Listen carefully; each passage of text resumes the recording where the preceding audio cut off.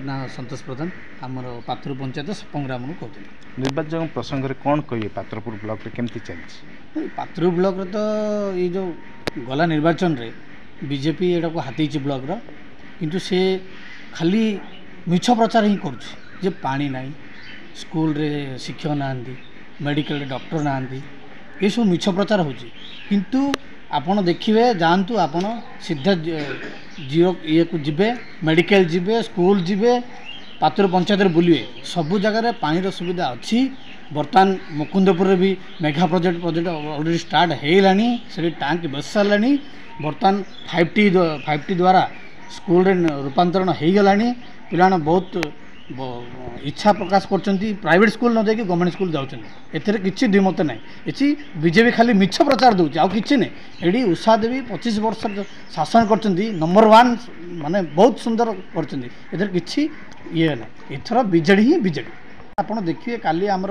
पंचायतर जो पात्रु रे है बहुत संख्यक 700-800 जन आमर पछरे थिले बहुत समर्थक मिली पात्रपुर और बहुत खुशी सह काली आम प्रचार शेष कल विकास ही विकास आमे कथार नुहे आम कम विश्वास करूँ आम खाली डेवलपमेंट आमर चिकिटी हो सारी ऑलरेडी बहुत आगे अच्छी बर्तमान मिशन पात्रपुर जनसाधारण मु गोटे कथा कहबी नवीन पट्टनायक जिते दिन पर्यंत आम ओडिशा अच्छा आमर आउ 10 वर्ष एडवांस जी कि 5 सचिव आम भिके पांडेन कहते आहरी आम आग 10 वर्षर कथा आम चिंता करचे आहरी आगु को बहुत भल भल जिनस आगु हो देखो मेडिकल देखु आम जी कि जाकि आमर बॉम्बे रे जो माने जाकि ट्रीटमेंट होते बर्तमान भुवनेश्वर रे से जिनस जाक भिके पांडेन ऑलरेडी स्टार्ट करदे किसी प्रोब्लेम नहीं आपण